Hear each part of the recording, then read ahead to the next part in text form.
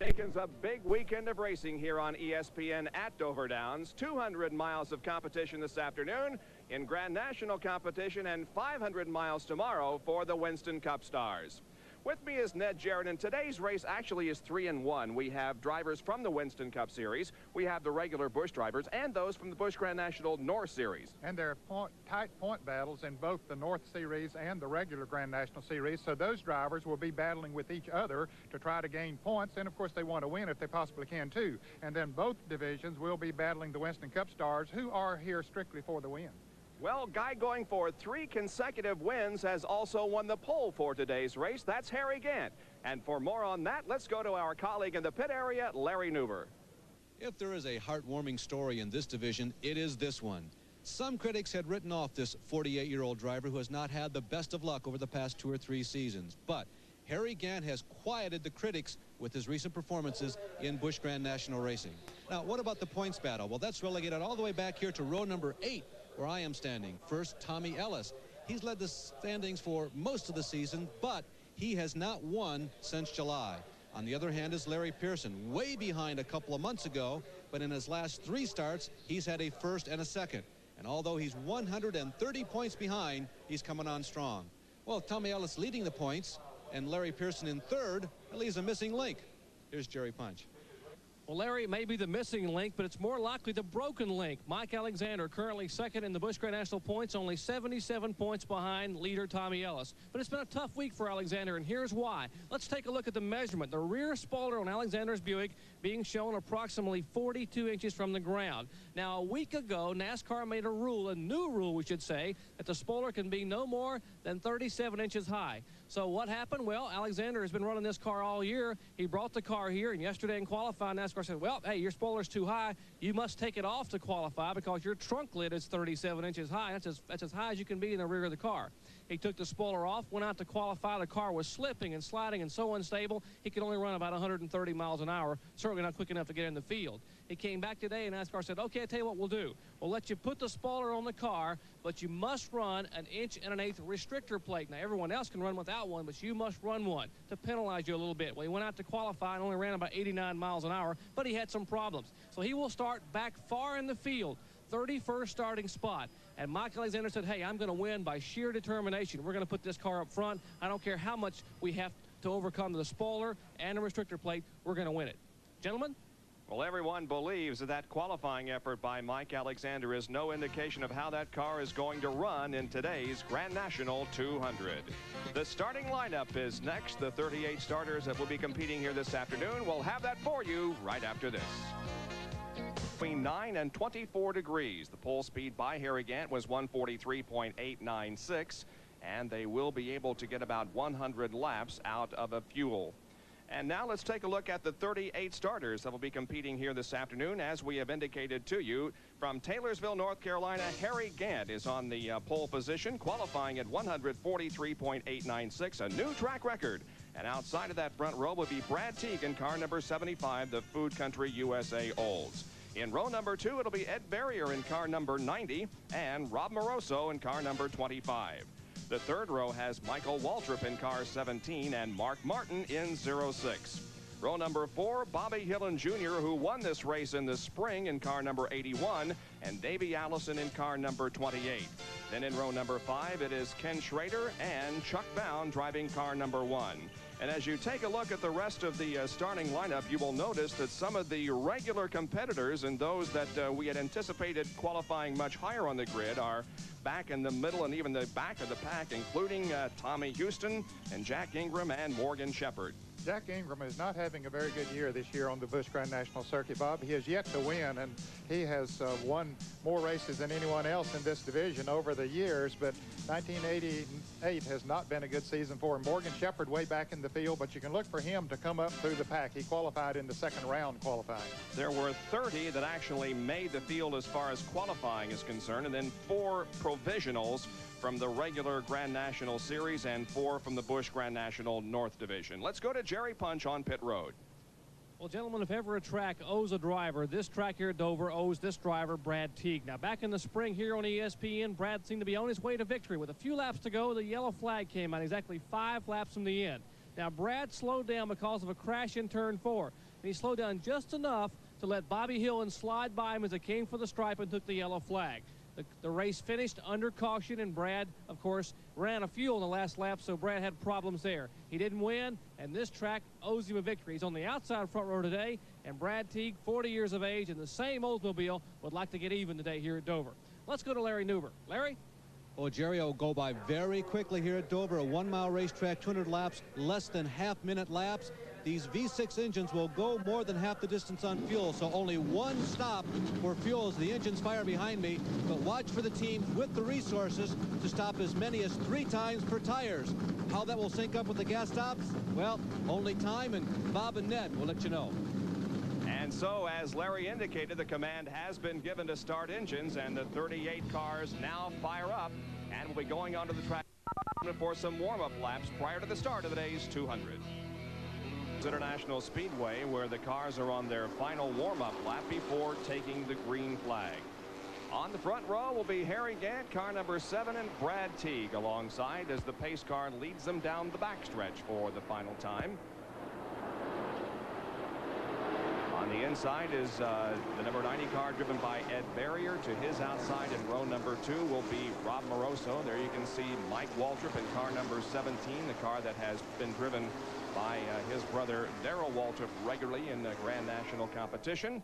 Here they come off of corner number 4 as the crowd here in front of us begins to rise and cheer on the start of this race. Pace car ducks to the infield, and here now is Harry Gant leading them down the straightaway in hopes of a green flag. 200 laps of racing coming up. There's the green, and the Grand National 200 is underway. Harry Gant doesn't get much of a jump, if any at all, as they go into turn 1 and head off of turn 2. He's just barely keeping pace with Brad Teague, who would like to take the lead as they go into turn 3. Let's see how things shake out as they head for that third turn. They're still side by side. Now Brad Teague pulls ahead by about a half a car length, but here comes Harry Gant battling back on the inside.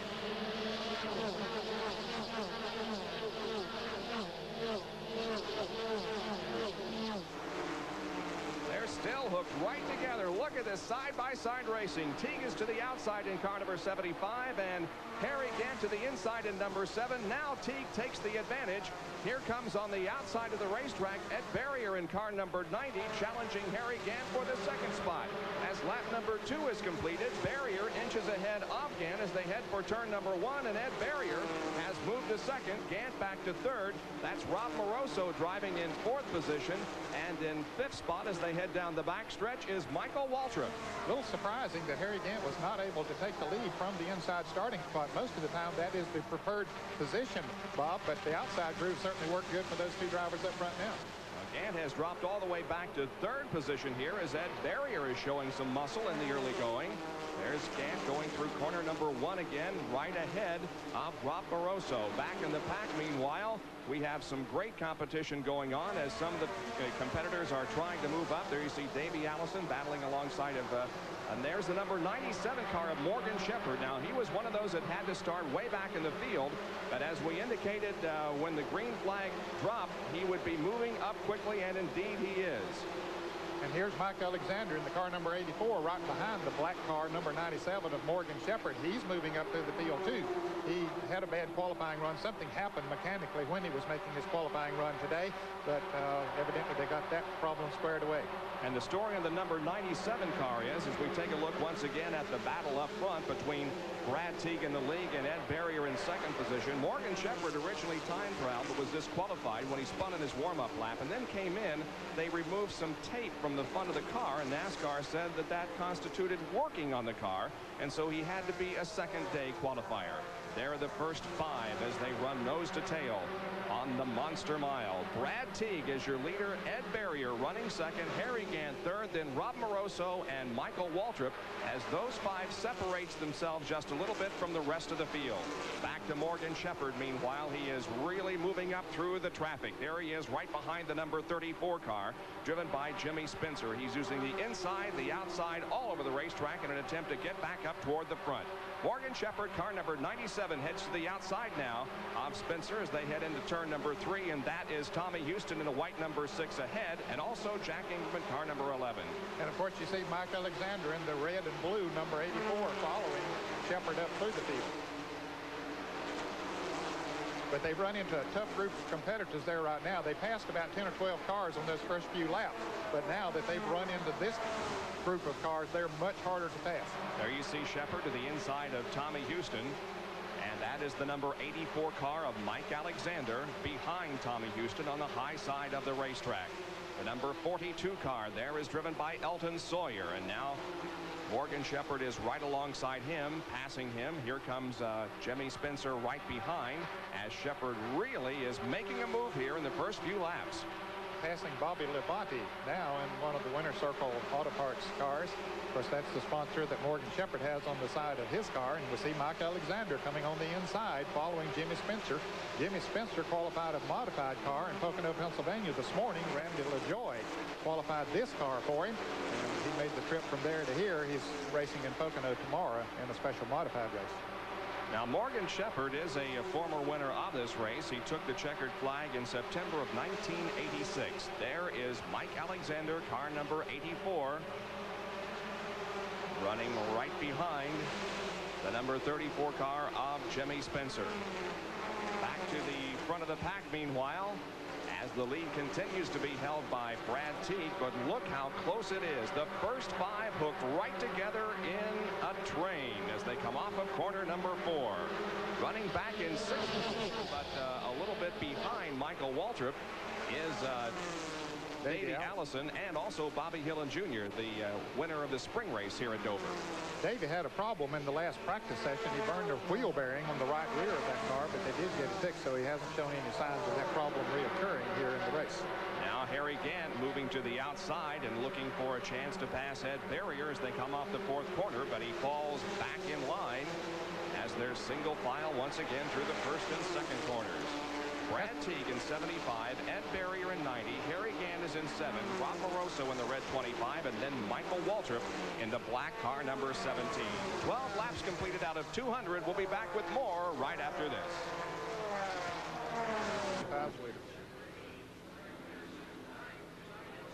We're back at Dover, where the second caution period of the afternoon is just about to end. The cars are lined up behind the pace car coming down the backstretch.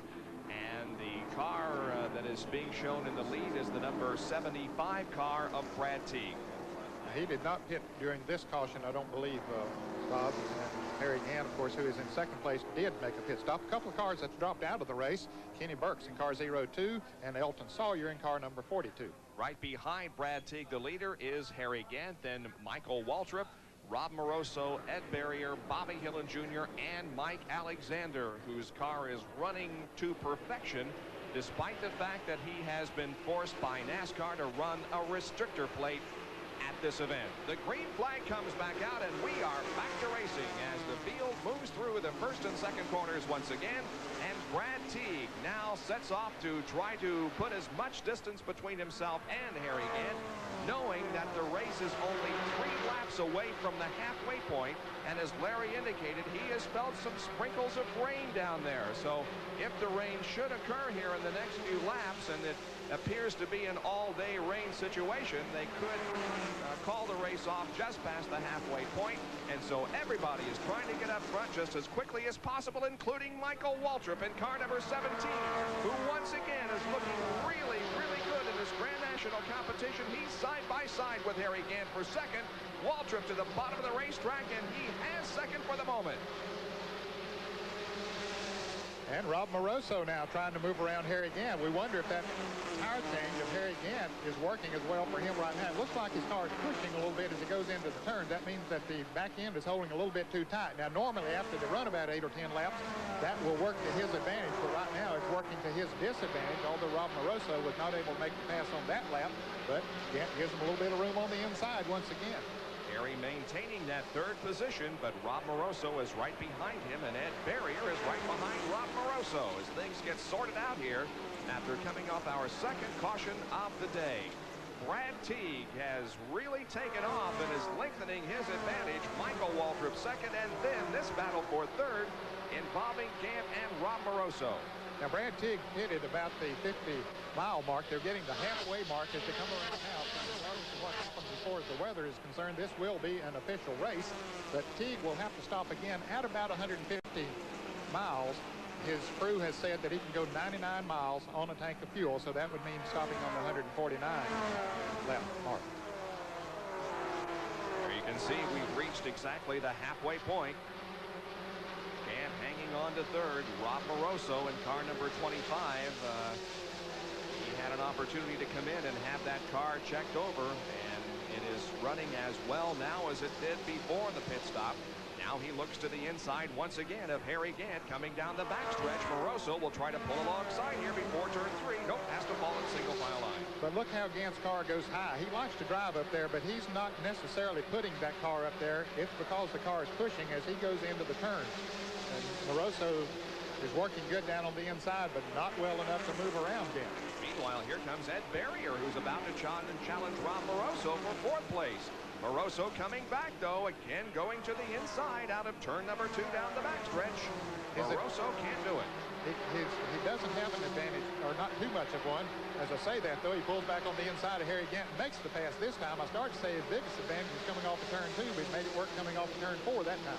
Rob Moroso, very impressive. Here comes Ed Barrier side by side with Harry Gant. And Barrier looking to move into 4th place now. And obviously does have what is probably a bad set of tires, because that car is just not performing the way it did before he made the pit stop. No, it's not. And when we say a bad set of tires, we're talking about a mismatched set of tires. They only were able to change 2 tires, and they changed the right side tires, and they don't match up with the left side tires, causing the car to not turn in the center of the corner, causing it to go very high, as we see him right there. And Ed Barrier sticking down on the inside, and as they come off turn 2, Barrier's going to be able to move right up beside of him. I might have seen also some tire smoke coming from Harry Gant's car number 25 just slowed down as he went into turn 3 over there. He had moved up into the 3rd position. Rob Moroso having a problem in the car number 25. So Moroso's car is sick on the inside of the racetrack coming out of turn number 4. He makes it to the pit road, and a tough break for Rob Moroso, who had done such a great job in moving that car all the way to 3rd position, but now he is in the pits, and it appears as if he may be, I was going to say he may be going behind the wall, but no, he stops in his assigned pit area, but the crew raises the hood on it to try to ascertain what is wrong. And right behind him in the pit area is Mark Martin, who has also come in. Now we have some great competition here between Morgan Shepherd in car number 97 and the 81 car of Bobby Hillin Jr. They're battling for the 5th position. Shepherd takes the position as they come off of turn 2 and heads down the backstretch. And Bobby Hillin Jr. got way high there coming off the 2nd corner. And Morgan Shepherd ducked inside, but now here comes Hillin back once again in car number 81. He, of course, won a rather controversial and interesting race here in the spring at Dover as the yellow flag came out because of the Larry Pollard crash. And the cars raced back to the caution. Brad Teague lifted from the accelerator. Bobby Hillin Jr. beat him across the line. The race finished under yellow. Hillin had his first Grand National win. Well, Brad Teague continues to lead this race, but his lead is beginning to evaporate a little bit, Bob. He had picked up about a 2-second lead, but now it's down to just over 1 second as Michael Waltrip is closing in on him as he sees those dark clouds begin to move in. And the number 84 car of Mike Alexander has been black flagged by NASCAR. His car now moves through turn number 3. There it is, Mike Alexander, really the story of the weekend here in Grand National competition, with the rear spoiler and the restrictor plate, and the fact that he's 2nd in points has been black flagged. He hasn't heeded the black flag as yet, but that's the 2nd time that it's been displayed to him. He would have 3 laps to heed the black flag before they pull the scorecard. Now he's apparently heeding it because he's off the accelerator, dropping to the inside of the racetrack. And here comes Mike Alexander in for the pit stop. A tough break for the young driver from Franklin, Tennessee. Ned, it's very obvious when you look at that car that the rear end is quite higher than the rest of the Grand National cars. Larry Nuber is there in the Mike Alexander pit. Bob, I rushed up to a couple of crewmen as Mike was coming in. I said, why the black flag? He said, well, we don't know. Somebody said we were smoking out the back. Mike said it might have been a tire. They have changed the left side tires on this car in 13.2 seconds. And they're hoping that's what their problem was. But the crew has not been informed completely by NASCAR as of this second exactly why the reason for the black flag.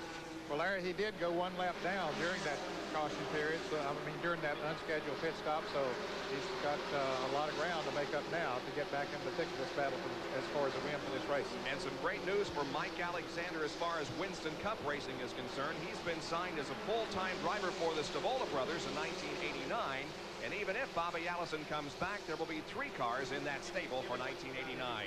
Brad Teague leads, but the question is, will this race be completed?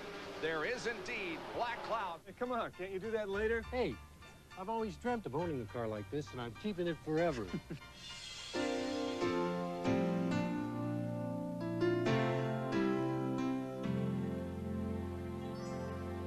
To some, it's an antique.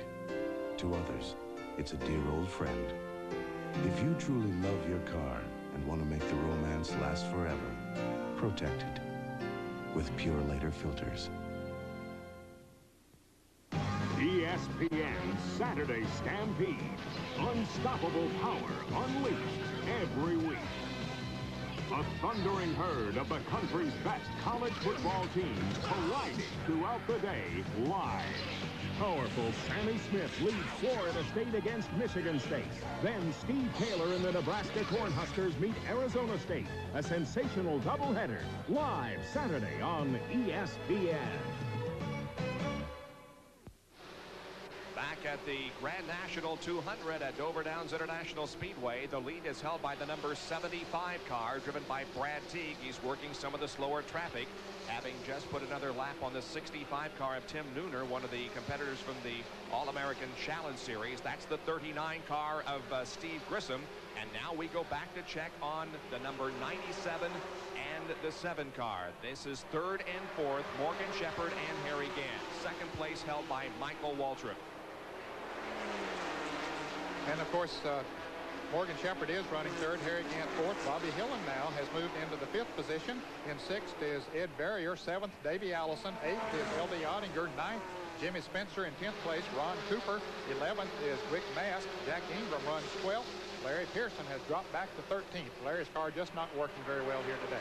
And you know, when Morgan Shepherd passed Harry Gant a few laps ago, we indicated that we thought Morgan was going to pull away from Harry. That hasn't been necessarily the case. Gant is still very, very competitive. Let's go down to Larry Nuber, who's in Morgan Shepherd's pit. Well, Bob, normally in circumstances like this, everyone is trying to protect their tires because I just talked with Charlie Presley, Morgan's crew chief, and they can go the distance on the fuel. But now I can see rain falling down. It's ever so slightly, certainly not enough to stop this race right now. But there are no conservative measures that you can afford to apply to your tires because this race might end. The big question down here is 3 different teams running in the top 5 have come up to me in the last 5 minutes and said, what about this 17? They couldn't believe that Michael Waltrip was running so close to the front and that he had stopped the last time with the caution flag. Everyone seems to be concerned about Michael. And there is Michael Waltrip, who has closed in now on Brad Teague, and Michael Waltrip may be making a run for the lead here. Look at him close in on Brad Teague. Well, he has really moved in the last 5 or 6 laps. He's just run up on Brad. Brad's got a pit stop coming up in about a dozen laps, but it looks like he might get past before he comes into the pit. Looks as if also the number 90 car and the 17 car of Michael Waltrip may also need another pit stop before the end of this race. That is a question that remains to be seen. Looks like that Harry Gant, who's back in 4th spot, will be able to go the distance. But Brad Teague is going to make a pit stop. We're going to need one later, and so is Michael Waltrip. Well, there's no question but what Brad Teague will have to make one more pit stop because he stopped at the 50 lap mark, so he will have to come in. We're at 139. They're completing the 140 laps when they come around this time. So in about 10 or 12 more laps, he will have to come in. Michael Waltrip, of course, will be able to run quite a bit longer because he did stop on the 2nd caution period. Fifth and sixth right here. That's the number 81 car of Bobby Hillin Jr. and Tommy Ellis in car number 99. The Grand National points leader, Tommy Ellis. Tommy having a good run here today. His super speedway performance this year has not been as good as he would have liked. He has won 3 short track Busch Grand National races and has had some good runs, but not like Tommy Ellis likes to run. He likes to run up front because he's a super race driver. And here is Michael Waltrip once again looking to the inside of the leader, Brad Teague, in corner number 4. Let's see what Michael is able to do here on the straightaway. Into turn number 1 again. They make slower traffic ahead of him. That could play a big part in what happens. Brad Teague still to the outside and Michael Waltrip to the inside. The fans here in front of us are on their feet cheering for their particular favorite driver. But I'll tell you, Michael Waltrip, for the second race that we have televised in Grand National competition, is very, very impressive. He has done a great job in that car. Darrell Waltrip that he was putting in the car for these races on Saturday before the Winston Cup races. Now, as Larry Newber mentioned, that some of the crews had concern about Michael Waltrip having made a pit stop and back up there in second place. Now, he came out after the last pit stop. He was behind Harry Gant, but quickly passed him. They made good pit stops and got back out of the pit very quickly and came up through the pack and now trying to take the lead. Here we go. Let's see. Michael Waltrip is side by side with Brad Teague. That is Ken Schrader in car number 52 that may play a factor in all of this. Let's see how things go down the backstretch. Can Brad Teague position himself to the inside, or is Michael going to trap him in the higher groove? Oh, good racing. Michael comes along, moving side by side with Teague out of corner number 4. No, Brad is continuing to hang on, but let's see if Michael can get it. Now into turn 1. Oh, I thought he was going to, but he couldn't. And the car 52 could play a role once they catch him. Kenny Schrader can't keep his car number 52 down on the inside, so that's where Brad Teague needs to go, but Michael Waltrip still hasn't been able to move completely around him. Now Waltrip is able to get about a half a car length on Brad Teague in the lower groove.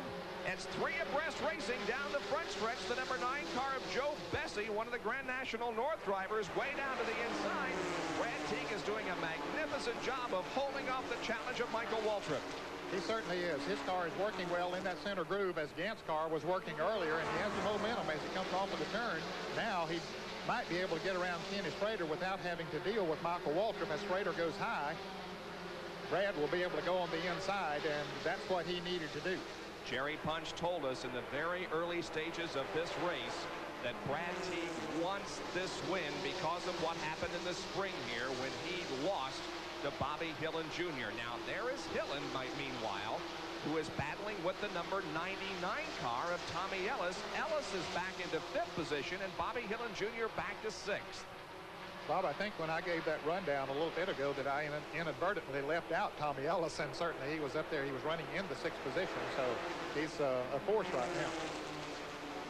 And is Brad Teague slowing down? Yes, he is, indeed. Brad Teague is slowing on the racetrack. The car dropping to the apron of the racetrack, coming down the backstretch. Out of fuel. That is going to put Michael Waltrip into the lead. So Brad Teague, who made an early pit stop, apparently has pushed it too far. He may be out of fuel. He's coasting into the pits, and Michael Waltrip has taken over the lead of the Grand National 200. Well, we thought that Brad Teague would have to come in on lap 149. It's lap 148, and apparently the car did run out of fuel completely, so they had it computed pretty close. They just missed it by a mile. And boy, what a costly miscalculation it was. Jerry Punch reports from pit road. Can you believe the bad luck that Brad Teague has? Last year he ran out, or back in the spring he ran out with 2 laps to go. He ran out of fuel, and it happens again today. Again, Brad Teague runs out of fuel. They come in, put left side tires on the car, 1 can of fuel in, and they're going to try to push the car to get it started and try to get the fuel up to the front of the motor. What a break for Brad Teague. Now the car fires, and he's down and away. And Jerry, he's about a lap and a half behind, or maybe a little bit more than that. So he's out of it as far as contention to win, unless he can get a caution and then pull up the side of the leader and get back in the lead lap and get another caution. So Brad Teague catches up. Meanwhile, here is Kyle Petty in the number 30 car as he pulls into the pits. You know, the V6 engine has taken over Busch Grand National Racing. With more on that, here is a quick fact.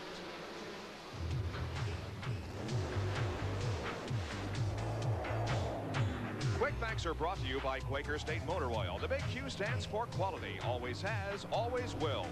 Have you driven a Ford lately? Well, chances are you haven't driven one of these. This is the prototype Ford V6. And this baby is as rare as lips on a pelican.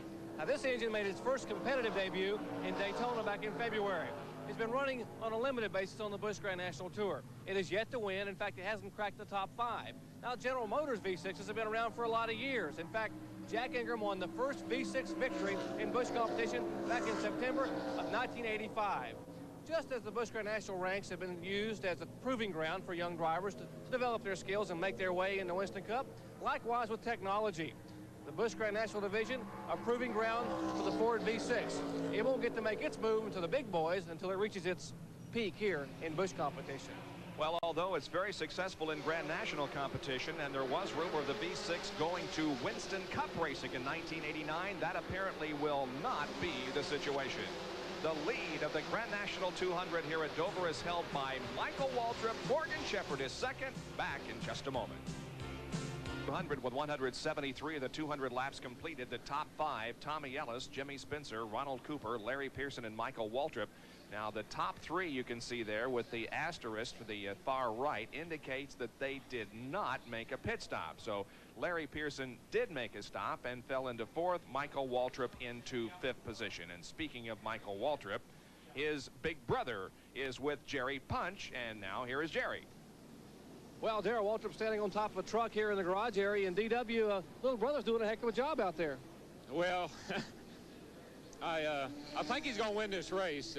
Today is Jessica's birthday, September the 17th. He's driving car 17, and on a scale of 1 to 10, I give him a 17. So things are going pretty good. He told me you promised him he might get to drive this car at Charlotte if he does okay today and doesn't scratch it up. Every time he brings it back and it's ready to run again, he can keep on running it. He's doing a great job. I'm proud of him. A couple weeks ago, you were pretty nervous. You don't seem too nervous today. You seem to be a little bit relaxed. I'm as nervous as I ever been in my life. A nervous car owner here, Darrell Waltrip, watching little brother try to win it here at Dover, Delaware. Gentlemen? Well, I'm not sure that he's the most nervous he's ever been in his life, but he indeed is justified of being very proud of his brother Michael, who is in 5th as we get set to go back to green here in just a moment. We are cautioned because of Ed Barrier's crash out in turn number 2. Ed walked to the ambulance, appears to be okay, and now we're 176 laps complete. When they come by, it'll be the completion of lap 177, and so we'll have just a very few laps remaining.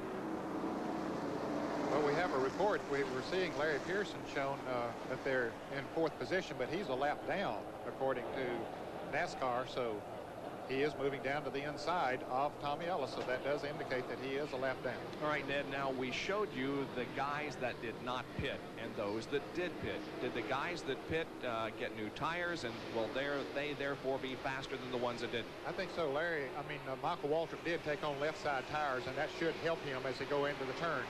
Although Tommy Ellis was running very good before this caution came out, but with the new tires on the inside, I think that Michael Waltrip has the advantage. 23 laps to go in this one. Here they come down the backstretch. Tommy Ellison, car number 99, is first. And the number 34 car of Jimmy Spencer is in 2nd spot. The 21 of Larry Pearson is a lapped car. Tommy Ellis is leading the Delaware Grand National 200. Ronald Cooper in 56 and Michael Waltrip side by side in a crash. Patty Moise and Steve Grissom have crashed. And Steve Grissom's car has really crashed into something very hard. Heavy front end damage on that number 39 machine driven by Steve Grissom. One of those drivers who has come from the All-Pro circuit in Alabama. And there you can see that Steve has gotten that car to the inside of the track. He apparently is okay, but the front end of that car is missing. Yes, it really is. Tore all the sheet metal away. Hopefully it's mostly sheet metal damage. That's what it appears, but it really looks bad. Patty Moise also involved in this crash, our 2nd of the day. And as we see Steve Grissom at the bottom of turn number 4, Harry Gant is coming in for another pit stop. And let's take a look at the crash and see if we can determine what happened. Well, we can see that Grissom had already gone into the wall and Patty Moise was spinning down the inside. We had word that Patty Moise might have lost it going into turn 3. And she was the car in front. She had spun up into the wall, and apparently Grissom hit her and hit the wall as well.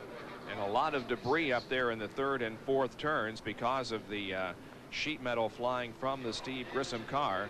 So this will be probably quite a lengthy yellow, and with only 21 laps to go, we may be set up here for about a 15 or so lap dash to the finish.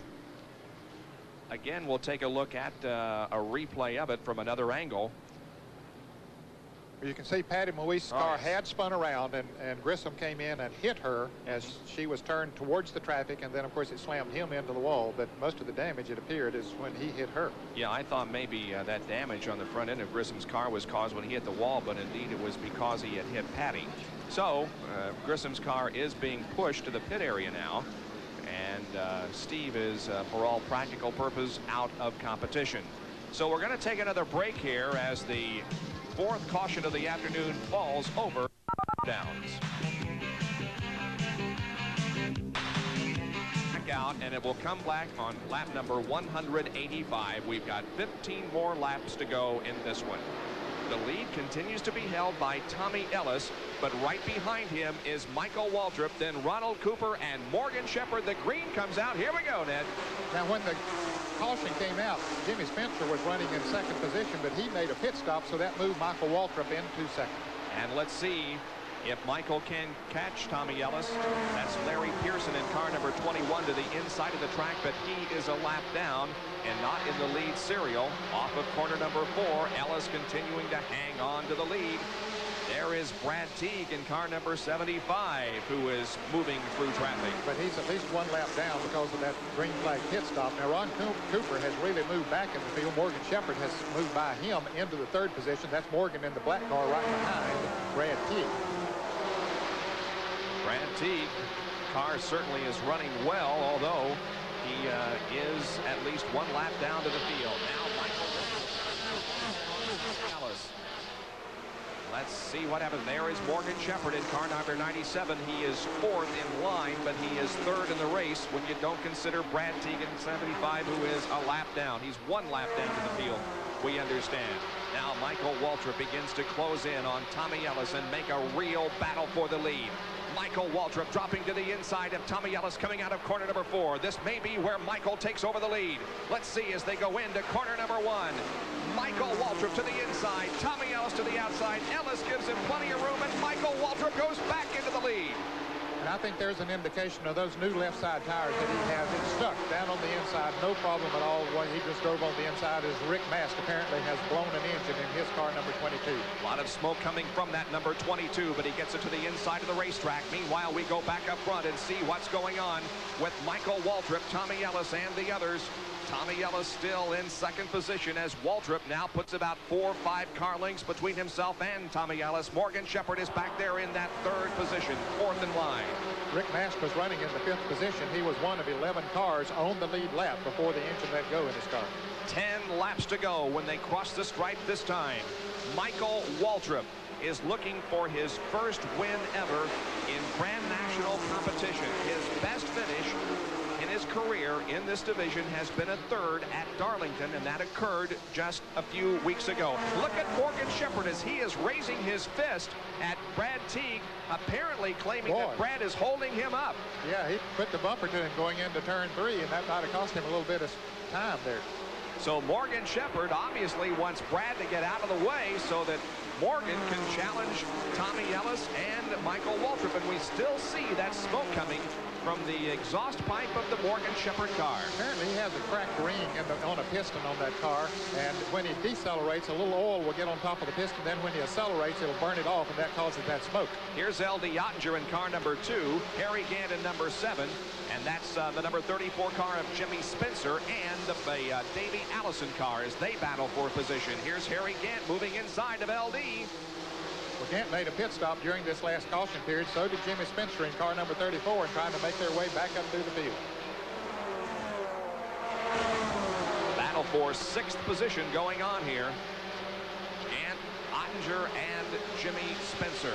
Running in the 4th position behind Morgan Shepherd is Ron Cooper, and in 5th place is the car number 81 of Bobby Hillen. Now Morgan Shepherd has moved around Brad Teague in car number 75, so that opens it up. Let's see what he can do now with Tommy Ellis and Michael Waltrip. Waltrip has moved away from Tommy Ellis. But there are less than 7 laps to go as they come down this time. It will complete lap number 194. And if Morgan Shepherd is going to make a move, he'll have to do it right now because the laps are dwindling away. And he still has Tommy Ellis between himself and the leader. Yeah, I think he might be able to take Tommy Ellis, but I don't believe he'll be able to catch Michael Waltrip. So we'll watch for that situation as Morgan Shepherd now is moving in indeed on Tommy Ellis in the number 99 car. 5 more laps to go, 195 complete, and Michael Waltrip is on his way to his first Grand National victory. Excuse me, Bob, if he does win, it would be the 18th different winner in this series this year. And that would be in 26 races, 18 different winners. Morgan Shepherd still not able to take away second position from Tommy Ellis as there are now 4 more laps to go in this one.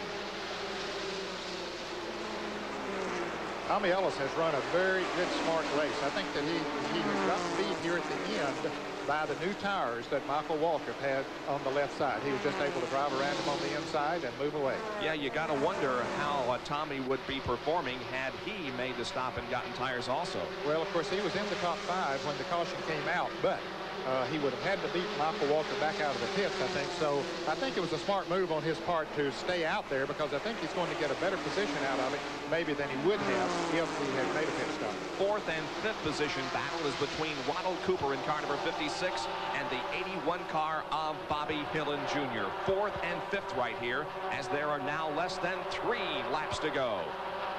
Hillin trying to move on the inside, and Ronald Cooper has to be riding sort of on pins and needles after he scraped the wall there a little bit earlier. He has to wonder if he has any sheet metal rubbing on that right rear tire. Well, it's going to be a great celebration in victory lane in 2 laps now if Michael Waltrip can hang on to the lead. And there you can see that he has a rather comfortable advantage on Tommy Ellis and on Morgan Shepherd. He comes off of corner number 4, and the white flag is being given. Michael Waltrip from Owensboro, Kentucky, is looking for his first Grand National win here, and he has less than a lap to go. He passes some slower traffic, passing the number 58 car driven by Joe Cudmore down the backstretch on the white flag lap. Michael Waltrip in the car owned by his brother, the Superflow Chevrolet. Here he is coming off of corner number 4. The checkered flag is waiting, and Michael Waltrip wins the Grand National 200. And look at this battle. Jimmy Spencer moves around Harry Gant as they come across the start-finish line. There was a real battle going on there with Ron Cooper and Harry Gant and Jimmy Spencer. So a great win for Michael Waltrip, and that ought to solidify his right at Charlotte, I would guess. I would guess so, because you couldn't do any better than he did here today. I watched him in practice this morning, Bob, and I knew that that car was very strong. And he's a very capable driver. He has really matured. I would say that he's the most improved driver on the NASCAR Winston Cup circuit this year. You know, he's one of those guys that was just breaking into racing when ESPN came on the air in 1979 and 80 and 81. And we have essentially followed his career throughout these last few years. And indeed, he has very, very much matured. Morgan Shepherd finishes in 3rd position. But there is quite a bit of anger on Morgan Shepherd's part. There he was behind Brad Teague, and he was raising his fist and shaking his hand at Brad, saying, "Get over and let me take a run at the leaders." He really was. He was hoping Brad was looking in his rearview mirror and getting those signals.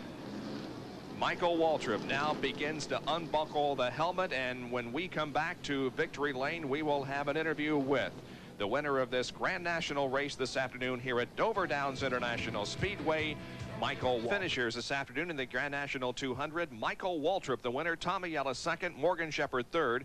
Bobby Hillin Jr. finishes 4th, and Ronald Cooper 5th.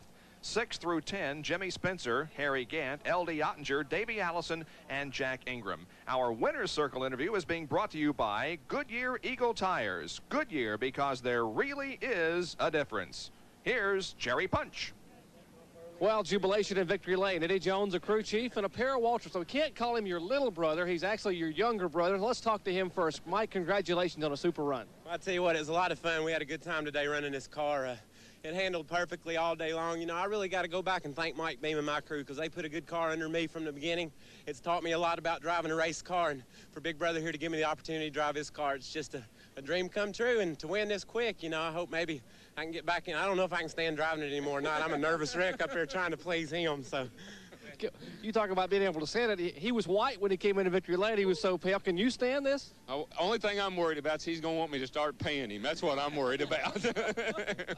Now, you might have earned this car for Charlotte. You might have earned another ride with Big Brother's race car. I hope so. Eddie and them are building a new one, so if I get that done, maybe I can drive this. And I didn't get paid much when I run Darlington. If I had finished any worse than third, I was going to have to pay him, so I was really inspired. So, how do you like being a car owner? This is a lot of fun, but I swear, I've never been. I couldn't hardly stand. My knees were shaking so bad. I thought I was going to have to sit down on the truck, but if I sat down, I couldn't see. So I had to keep standing up and let my knees shake. So I just knew if anything happened to this car or this boy right here, my daddy would kick my butt. So I was really worried. They kept pouring water on Darrell Waltrip's sneakers on top of the truck because he was overheating and walking around in so many circles waiting for what Michael might do. Michael Waltrip, the 18th different winner in Busch competition this year. Let's go to Larry Nuber with the fellow who was a runner-up here today at Dover. Jerry, runner-ups are always happy, but they're never jubilant. This is one of the more happy runner-ups I've seen in quite some time. Tommy Ellis, you kind of snuck that one in. I just told you a couple minutes ago about lap 150. You guys didn't look all that strong. Well, you know, I think that's just because you're probably focusing on the cars who were up front. Body watches, we were strong all day. We kept coming, and we're being a little cautious because we're running for points. The crew kept doing a great job. They worked on the car, adjusted the chassis a couple times on those pit stops, and you know, we talked about changing tires, and I wanted to, and some of the crew didn't. We elected to stay with what we had and hoping that maybe Waltrip might have got a set of tires that pushed a little bit or what have you. You know, today he did the right thing, and it worked out for him, and he won a race. You know, we can congratulate him. At J&J Buick, it just ran fine. We got to thank Buick, Goodyear, and all the guys that work on the car. They did an excellent job, and, you know, we got to thank the good Lord for letting us have a good finish here and gain a few points. Well, it wasn't a win, but as close as you can get, and Tommy's having a great year. A man who finished third, who had somewhat of an emotional time during the last 10 laps, was Morgan Shepherd. You wanted to move over flag, yes? Yeah, they wasn't giving a move over flag, you know, for Bragg Tig, and I couldn't believe it. He was running up there and away, you know, coming down to the last 10 laps of the race, you know. Morgan, we also know that about 20, 30 laps from the end, you felt that you had Michael Waltrip covered. That last yellow flag made a difference, didn't it? Well, it did, you know, because I had run him down. The car was running real good, and we made a mistake by pitting the car. We should have stayed out like Tommy did, and I think we'd had a better shot at winning the race. But Winter Circle Buick run real good anyway. You know, you in this division, you always do well. You like running sportsmen, don't you? Well, you know, this is where I started, and I'm going to continue to run here as long as I race. You know, this is where I've learned everything I've learned in racing. And but you know, we had a hard time getting in the field. We qualified 29th and just couldn't seem to get anything going right. But the car ran good. It worked its way up to the front. Well, Morgan Shepherd always strong in these cars and always strong at this racetrack, but not as strong as Michael Waltrip, at least today. Well, there you have comments from the top three finishers: Michael Waltrip, Tommy Ellis, and Morgan Shepherd. Very good race here today, Bob, and as always is the case when you mix the Winston Cup and the Busch Grand National drivers together. All right, well, tonight here on ESPN, some great college football action coming up at 7 o'clock Eastern Time. The Ohio State Buckeyes and the Pittsburgh Panthers will tangle on CFA football at 7 o'clock tonight here on ESPN. We hope you'll be with us tomorrow at 12:30 Eastern Time for our live flag-to-flag coverage of the Winston Cup Delaware 500 right here at Dover Downs International Speedway as Dick Berggren, Larry Nuber, Jerry Punch, Ned Jarrett, Gary Nelson, and I will be here for all of the action. We thank you for joining us this afternoon. Once again, the winner of our Grand National 200 is Michael Waltrip. And for Ned Jarrett, Jerry Punch, and Larry Nuber, this is Bob Jenkins. We'll see you tomorrow. Till then, so long, everyone.